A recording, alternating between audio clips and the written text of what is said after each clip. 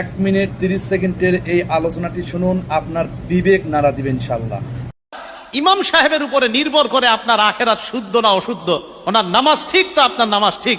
ইমাম সাহেব সামনে দাঁড়ায়, আপনার আখেরাতের পুরো দায়িত্বটা নিয়ে ইমাম সাহেব সামনে দাঁড়ায়। কিভাবে এরকম কিপটামি আর কৃপণতা করেন যে ওনার বেতন বাড়াইতে গেলে 7 দিন আর 15 দিন মিটিং করেন?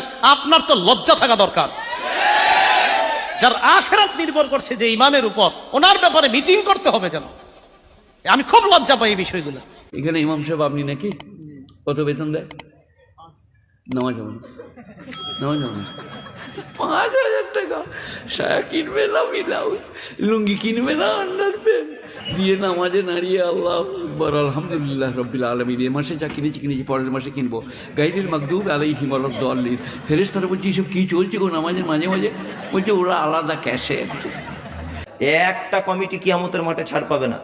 যাদের মসজিদের ইমাম সাহেব 4,000 বেতন, 5,000 বেতন, মসজিদ 12 লাখ টাকা 14 লাখ টাকা দিয়ে তৈরি করেছে মার্বেল পাথর, একটা লোক বাদ যাবে না। কিয়ামতের মাঠে এদের জবাব দেওয়া লাগবে। মসজিদের টাকা জমা আছে ব্যাংকে 12 লাখ টাকা, আর ইমাম সাহেবের বেতন 6,000। এই ইমামের বেতন যদি এত কম দাও যেটা দিয়ে ইমাম চলতে পারে না, তাহলে সেক্ষেত্রে তুমি ইমামের হক আদায় করছো না। তুমি কিসের সালাত আদায় করছো আর কিসের ইবাদতবন্দি করছো? তুমি তো ইমামের হক নষ্ট করছো।